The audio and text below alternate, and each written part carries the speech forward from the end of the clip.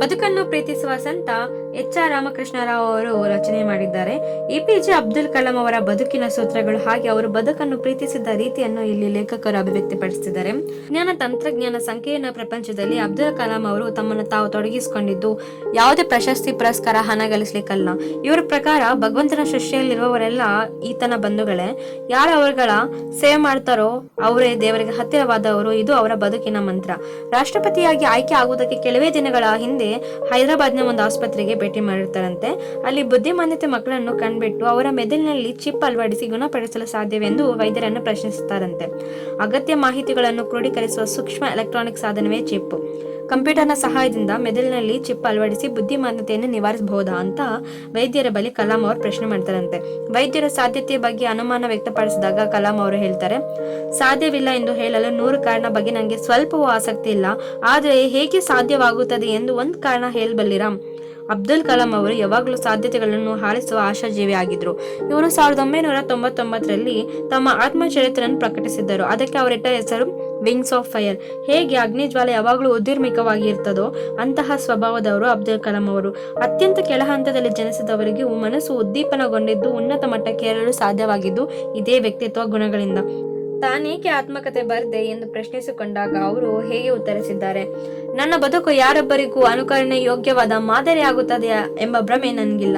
ಯಾವುದೋ ಮೂಲೆಯಲ್ಲಿ ಊರಿನಲ್ಲಿ ಹುಟ್ಟಿ ಸಾಮಾಜಿಕ ಸೌಲಭ್ಯಗಳಿಂದ ವಂಚಿತವಾಗಿರುವ ಮಗುವಿಗೆ ಅದರಂತಹ ಪರಿಸರದಲ್ಲಿ ನನ್ನ ಭವಿಷ್ಯ ಹರಳಿದ್ದನ್ನು ಓದಿದಾಗ ಅವ್ರ ಮನಸ್ಸಿನಲ್ಲಿ ಭರವಸೆ ಮೂಡಬಹುದು. ಅಂತಹ ಮಕ್ಕಳಿಗೆ ತಾವು ಹಿಂದುಳಿದವರು, ಅಸಮರ್ಥಕರು ಅನ್ನುವ ಭ್ರಮೆಯಿಂದ ಬಿಡುಗಡೆ ಹೊಂದಲು ನನ್ನ ಬದುಕು ಸ್ಫೂರ್ತಿ ನೀಡಬಹುದೇನೋ ಎಂದು ಅವರ ಉದ್ದೇಶವಾಗಿತ್ತು. ಅಂತಾರಾಷ್ಟ್ರೀಯ ಕ್ಷಿಪಣಿ ಕೇಂದ್ರವಾಗಿ ಹೈದರಾಬಾದಿನ ಸಮೀಪದ ಬರಡು ಭೂಮಿಯನ್ನು ಸಂಶೋಧನಾ ಕೇಂದ್ರ ಇಮಾರತ್ ಎಂಬ ಹೆಸರಿನಲ್ಲಿ ಸ್ಥಾಪನೆ ಮಾಡ್ತಾರೆ. ಅದು ಇವರ ಕ್ರಿಯಾಶೀಲತೆಗೆ ಸಾಕ್ಷಿಯಾಗಿದೆ. ಬೇರೆಯವರಿಗೆ ಅದು ಕೇವಲ ಬಂಜರು ಭೂಮಿ, ಬರಡು ಭೂಮಿ ಅಂತ ಕಂಡ್ರೂ ಸಹ ಕಲಾಂ ಅವರು ಒಬ್ಬ ಶಿಲ್ಪಿ. ಅದರಲ್ಲಿ ಶಿವನ ಶಕ್ತಿಯಾಗಿ ಕಾಣಿಸಿತ್ತು ಅವರಿಗೆ. ಇವಾಗ ಇಮಾರತ್ ಎಂದು ವಿಶ್ವಖ್ಯಾತಿ ಪ್ರಖ್ಯಾತವಾಗಿದೆ. ಇವರು ಒಂದು ಅದ್ಭುತವಾದಂತಹ ಕವನ ಸಾಲುಗಳು ಎಷ್ಟು ಅರ್ಥಪೂರ್ಣವಾಗಿದೆ ಅಂತ ನೋಡೋದ ಬನ್ನಿ. If you want to leave your foot print on the sands of time, do not drag your feet. ಅಂದ್ರೆ ನಾವು ಯಾವುದೇ ಉದ್ದೇಶ ಗುರಿ ಸಾಧನೆ ಮಾಡ್ಬೇಕಂತ ಇಟ್ಕೊಂಡಾಗ ಅದನ್ನ ಸಾಧಿಸುವಂತ ಛಲ ಇರಬೇಕು. ಎಷ್ಟೇ ಆದ್ರೂ ಅದನ್ನ ಮಾಡಲೇಬೇಕು. ಅದು ನಮ್ಮ ದೇಶದ ಅಭಿವೃದ್ಧಿ ಆಗಿರ್ಬೇಕು. ಅದೇ ನಮ್ಮ ಸ್ವಭಾವನೂ ಆಗಿರ್ಬೇಕು. ಬದ್ಧತೆಯಿಂದ ಸಾಧನೆಗಿರುವ ಮಾರ್ಗದಲ್ಲಿ ಕ್ರಮಿಸಲು ಅಗತ್ಯವಾದ ಮನೋಭಾವ ಇಲ್ಲಿದೆ. ಬದುಕಿನ ರಸನಿಮಿಷಗಳು. 1988ರಲ್ಲಿ ಪೃಥ್ವಿ ಉಡಾವಣೆ ಪೂರ್ವಭಾವಿ ಸಿದ್ಧತೆಗಳು ಹೈದರಾಬಾದಿನ ರಕ್ಷಣಾ ಇಲಾಖೆಗೆ ಸಂಬಂಧಿಸಿದಂತೆ ಪ್ರಯೋಗಾಲಯದಲ್ಲಿ ನಡೆದಿದ್ವು. ಇದರ ನಿರ್ದೇಶಕರು ವಿ.ಜಿ. ಸುಂದರ್ ರಾಮ್. ಕೆಲಸಗಳು ತಡವಾದೀತೆಂದು ಸಾಬೂಬ್ಗಳನ್ನು ಹೇಳುತ್ತಾ ತಮ್ಮನ್ನು ಕೆಲವರು ಸಮರ್ಥಿಸಿಕೊಳ್ತಿದ್ರಂತೆ. ಆ ದಿನದ ಪತ್ರಿಕೆಯನ್ನು ಕೈಯಲ್ಲಿ ಹಿಡಿದುಕೊಂಡು ಕಲಾಂ ಸಭೆ ನಡೆದಿದ್ದ ಸ್ಥಳಕ್ಕೆ ಬಂದ್ಬಿಡ್ತಾರೆ. ಸಿಕಿಂದ್ರಾಬಾದಿನ ಶಾಲಾ ಬಾಲಕಿಯೊಬ್ಳು ಪೃಥ್ವಿ ಕ್ಷಿಪಣಿಯ ಮಾದರಿ ಚಿತ್ರವನ್ನು ಪತ್ರಿಕೆಯಲ್ಲಿ ಪ್ರಕಟಿಸಿದ್ದರಂತೆ. ಉಪನಿರ್ದೇಶಕರು ಹೇಳ್ತಾರೆ, ಆ ಬಾಲಕಿ ನಮ್ಮ ಕ್ಷಿಪಣಿಯ ಆಕಾರ, ಗಾತ್ರ ಕುರಿತು ಒಂದಷ್ಟು ವಿವರ ಕೇಳಿದ್ಲು. ನಾನು ಮಾಹಿತಿ ನೀಡಿದೆ, ನೋಡಿ ಎಂತ ಅದ್ಭುತ ಮಾದರಿ ತಯಾರಿಸಿದ್ದಾಳೆ ಅಂತ ಹೇಳ್ತಾರೆ. ಹಾಗಾದ್ರೆ ಆ ಹುಡುಗಿಯನ್ನು ಇಲ್ಲಿಗೆ ಯಾಕೆ ಕರೆಸಬಾರ್ದು? ಆ ಮಗು ನಿಜವಾದ ಪೃಥ್ವಿ ಕ್ಷಿಪಣಿ ನೋಡ್ಲಿ, ಒಂದಿನ ನಿಮ್ಮ ಅತಿಥಿಯಾಗಿರ್ಲಿ. ಅಬ್ದುಲ್ ಕಲಾಂ ಅವ್ರ ತಟ್ಟನೆ ಸಲಹೆ ನೀಡ್ತಾರಂತೆ. ಮುಂದೆ ಆ ಹುಡುಗಿಯನ್ನು ಇಲಾಖೆ ಕಾರ್ನಲ್ಲಿ ಕರ್ಕೊಂಡು ಹೋಗಿ ಪೃಥ್ವಿಯನ್ನು ತೋರಿಸಿದ್ರು. ಕ್ಷಿಪಣಿಯ ಮೈ ಸವರಿದ ಆ ಮಗುವಿನ ಮನಸ್ಸಿನಲ್ಲಿ ಏನೆಲ್ಲ ಭಾವನೆಗಳು ಮೂಡಿದ್ವು ಯಾರು ತಾನು ಹೇಳಲಿಕ್ಕೆ ಆಗುತ್ತೆ. ಕ್ಯಾಂಟೀನ್ ನಲ್ಲಿ ತಂತ್ರಜ್ಞಾನರೊಡನೆ ಸಹಭೋಜನೆ ಮಾಡ್ತಾ ಮೀಟಿಂಗ್ ಮಧ್ಯದಲ್ಲಿ ಹೊರಗೆ ಬಂದ್ಬಿಡ್ತಾರಂತೆ ಕಲಾಂ ಅವರು. ನೀನು ಯಾವ ಸ್ಕೂಲ್ನಲ್ಲಿ ಓದಿದ್ದೀಯಾ? ನಿಮ್ಮ ತಂದೆ ಏನ್ ಮಾಡ್ತಿದ್ದಾರೆ? ನಿನ್ನ ಹವ್ಯಾಸಗಳೇನೆಂದು ನಗುತ್ತಾ ಕೇಳಿದಾಗ ಹುಡುಗಿಗಾಗಿದ್ದ ಆನಂದ ಹೇಳ್ತಿರೋದು ಅಂತ ಹೇಳ್ತಿದ್ದಾರೆ. ಇವಾಗ ಚೆನ್ನೈನಲ್ಲಿ ಪದ್ಮಶೇಷಾದ್ರಿ ಬಾಲಭವನದಲ್ಲಿ ಪ್ರೌಢಶಾಲೆಯಲ್ಲಿ ಕ್ವಿಜ್ ಕಾರ್ಯಕ್ರಮ ನಡೆದಿತ್ತಂತೆ. ಆ ಕ್ವಿಜ್ಗೆ ಬಂದಿದ್ದವರು ಯಾರು? ಕ್ವಿಜ್ ಮಾಸ್ಟರ್, ಭಾರತ ರತ್ನ, ಕ್ಷಿಪಣಿ ಮನುಷ್ಯ, ಮಿಸೈಲ್ ಮ್ಯಾನ್ ಆಫ್ ಇಂಡಿಯಾ, ಏನೆಲ್ಲ ಪ್ರಶ್ನೆ ಕೇಳಬಹುದಂತ ಮಕ್ಕಳು ವಿದ್ಯಾರ್ಥಿಗಳು ಕುತೂಹಲದಿಂದ ಇದ್ರಂತೆ. ಭೂಮಿಯು ಸೂರ್ಯನನ್ನು ಪರಿಭ್ರಮಿಸಲು 1 ವರ್ಷ ತೆಗೆದುಕೊಳ್ತದೆ. ಹಾಗಿದ್ದಲ್ಲಿ 15ನೇ ಪರಿಭ್ರಮಣದ ಪಥದಲ್ಲಿ ವ್ಯಕ್ತಿಗೆ ಎಷ್ಟು ವಯಸ್ಸಾಗಿರ್ತದೆ? ಈ ಪ್ರಶ್ನೆ ಕೇಳಿದಾಗ ಅನೇಕ ಮಕ್ಕಳು ತಬ್ಬಿಬ್ಬಾದ್ರಂತೆ. ಅಭಿಷೇಕ್ ಎಂಬ ಹುಡುಗ ಸ್ವಲ್ಪ ಯೋಚಿಸಿ 14 ಅಂತ ಉತ್ತರಿಸಿದ್ದ. ಉತ್ತರ ಸರಿಯಾಗಿತ್ತು. ಭೂಮಿ ಸೂರ್ಯನ ಸುತ್ತು ಪರಿಭ್ರಮಿಸಂದ್ರೆ ಸುತ್ತಲೂ 1 ವರ್ಷ ತಗೊಳ್ತದೆ. ಅದು 15ನೇ ವರ್ಷ ಆಗಿದೆ ಅಂದ್ರೆ ಆ ಭೂಮಿ ಮೇಲೆ ಇದ್ದಂತಹ ವ್ಯಕ್ತಿ ವಯಸ್ಸು ಎಷ್ಟಂತ ಕೇಳಿದಾಗ 14 ಅಂತ ಹೇಳ್ತಾರೆ. ಅದು ಸರಿಯಾದ ಉತ್ತರ ಅಲ್ವೇನು? ಅದಕ್ಕೆ ಕಲಾಂ ಅವರು ತಮ್ಮ ವಯಸ್ಸನ್ನು ಹೇಳ್ತಿದ್ದು ಹೀಗೆ ಅಂತೆ. ಕಲಾಂ ಅವರು ಇದ್ದ ಮನೆಯ ಮುಂದೆ ಯಾವಾಗ್ಲೂ ಪುಟ್ಟ ಮಕ್ಕಳು ಹಿಂಡು ಇರ್ತಿತ್ತಂತೆ. ಅವರು ಗಹನ ವಾಹನ ವಿಷಯಗಳನ್ನು ಪುಟ್ ಕಥೆಗಳ ರೂಪದಲ್ಲಿ ಹೇಳ್ತಾ ಕಲಾಂ ಮೇಷ್ಟ್ರು ಬದುಕನ್ನು ಸಾರ್ಥಕ ಮೆರೆಯುತ್ತಿದ್ರಂತೆ. ಮಕ್ಕಳನ್ನು ಹತ್ತಿರ ಕೂರಿಸಿಕೊಂಡು ತಮ್ಮ ನೆನಪಿನ ಬುತ್ತಿ ಬಿಚ್ಚಿ ಅವರಿಗೆ ಉಣಬಡಿಸುತ್ತಿದ್ರಂತೆ. ನಮಗೆ ತಿಳಿದಿರ್ಲಿ ಬಿಟ್ಟಿರ್ಲಿ, ನಾವೆಲ್ಲ ಎಳೆಯವರಾಗಿದ್ದಾಗ ಬದುಕಲ್ಲಿ ಅನೇಕ ಮಜಲಿಗಳಲ್ಲಿ ಯಾರನ್ನಾದ್ರೂ ಒಬ್ಬರನ್ನು ಆದರ್ಶ ವ್ಯಕ್ತಿಗಳಾಗಿ ಮಾಡ್ಕೊಂಡು ಬೆಳೆದಿರ್ತೀವಿ. ನಾವು ಅವ್ರ ರೀತಿಯಾಗಿ ಆಗ್ಬೇಕಂತ. 15 ವರ್ಷ ತಲುಪುವವರೆಗೂ ನಮಗೆ ತಂದೆ ತಾಯಿ ಶಾಲಾ ಶಿಕ್ಷಕರು ಆದರ್ಶ ಮಾದರಿಗಳು. ಆ ವಯಸ್ಸಿನಲ್ಲಿ ಮಾರ್ಗದರ್ಶನ ಮಾಡಲು ಅವರೇ ಅತ್ಯಂತ ಸಮರ್ಥರು ಆಗಿರುತ್ತಾ. ಅವ್ರ ತಂದೆ ತಾಯಿಗಳು ದಿನಕ್ಕೆ 5 ಬಾರಿ ನಮಾಜ್ ಅನ್ನು ಸಲ್ಲಿಸುತ್ತಿದ್ದನ್ನು ನೋಡಿದ್ರಂತೆ. ಅವರು ಶ್ರೀಮಂತರಿರ್ಲಿಲ್ಲಂತೆ, ಆದರೆ ಹಸಿದು ಬಂದವರಿಗೆ ಉಣಬಡಿಸುತ್ತಿದ್ರಂತೆ. ಬಡವರಿಗೆ ಸಹಾಯ ಹಸ್ತ ಚಾಚುತ್ತಿದ್ರಂತೆ. ಹಣದ ಅಡಚಣೆ ನಡುವೆಯೂ ನನ್ನನ್ನು ಶಾಲೆಗೆ ಕಳಿಸುವಂತೆ ಪ್ರೇರೇಪಿಸಿದ್ದ ಅಪ್ಪನಿಗೆ ಶಿವಸುಬ್ರಹ್ಮಣ್ಯಂ ಅಯ್ಯರ್ ಅವರು. ಮಕ್ಕಳನ್ನು ಬುದ್ಧಿವಂತರು ಹಾಗೆ ಕಷ್ಟಪಟ್ಟು ಕೆಲಸ ಮಾಡುವಂತಹ ಉತ್ತಮ ಮನುಷ್ಯರನ್ನಾಗಿ ಮಾಡುವುದು ತಂದೆ ತಾಯಿಯರ ಆದ್ಯ ಕರ್ತವ್ಯ.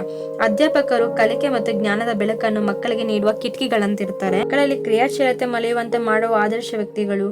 ಹಾಗೆ ತಾಯಿ ತಂದೆ ಶಿಕ್ಷಕರು ಸೇರಿ ಆದ ತ್ರಿಭುಜವೇ ಉತ್ತಮ ಬದುಕಿನ ಆದರ್ಶ ಮಾದರಿ ಆಗ್ತಂತೆ. ಈ ಮೂವರು ಶ್ರದ್ಧೆಯನ್ನು ದುಡಿದಾಗ ಮಾತ್ರ ಭಾರತಕ್ಕೆ ಹೊಸ ರೂಪ ತರಲು ಸಾಧ್ಯವಾಗುತ್ತದೆ.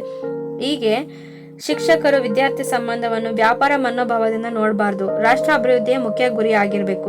ಸರಿಯಾದ ಶಿಕ್ಷಣ ನಮ್ಮ ಯುವಕರನ್ನು ಆತ್ಮಗೌರವ ಹಾಗೆ ಘನತೆಯನ್ನು ಪೋಷಿಸುತ್ತದೆ. ಯಾವುದೇ ಕಾನೂನು ಒತ್ತಡದಿಂದ ಈ ಗುಣವನ್ನು ಬೆಳೆಸಲಾಗಲಿಕ್ಕಾಗುವುದಿಲ್ಲ. ಇವುಗಳು ನಾವಾಗಿ ಪೋಷಿಸಿಕೊಳ್ಳಬೇಕು ಎಂದು ಕಲಾಂ ಅವರ ಮಾತು ಚಿನ್ನರೆಯಾಗಿ ಅರ್ಥವಾಗ್ತದೆ.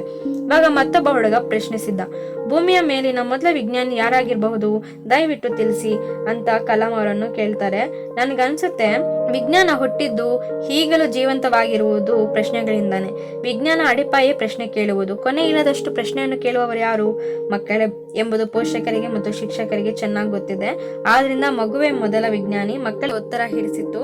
ಚಪ್ಪಾಳೆ ತಟ್ಟಿ ಸಮ್ಮತಿ ಸೂಚಿಸಿದರು. ನೆರೆದಿದ್ದ ಶಿಕ್ಷಕರು ಮತ್ತು ತಾಯಿ ತಂದೆಯರು ಮುಗಳ್ನಕ್ಕರು.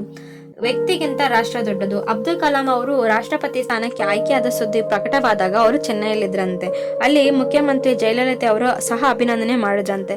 ಕಲಾಂ ಅವರು ಹೇಳಿದ್ರು, ಕನಸುಗಳು ಆಲೋಚನೆಗಳಾಗುತ್ತವೆ, ಆಲೋಚನೆಗಳು ಸೃಜನಾತ್ಮಕ ಕ್ರಿಯೆಗಳಾಗಿ ಪರಿವರ್ತನೆಗೊಳ್ಳುತ್ತವೆ. ಪತ್ರಿಕಾಗೋಷ್ಠಿಯನ್ನು ಮಾಧ್ಯಮದವರು ಏರ್ಪಡಿಸಿದ್ರು. ಆಧುನಿಕ ಎಲೆಕ್ಟ್ರಾನಿಕ್ ಮಾಧ್ಯಮದವರೆಲ್ಲ ಜಮಾಯಿಸಿದ್ರು ಸಂತೆ.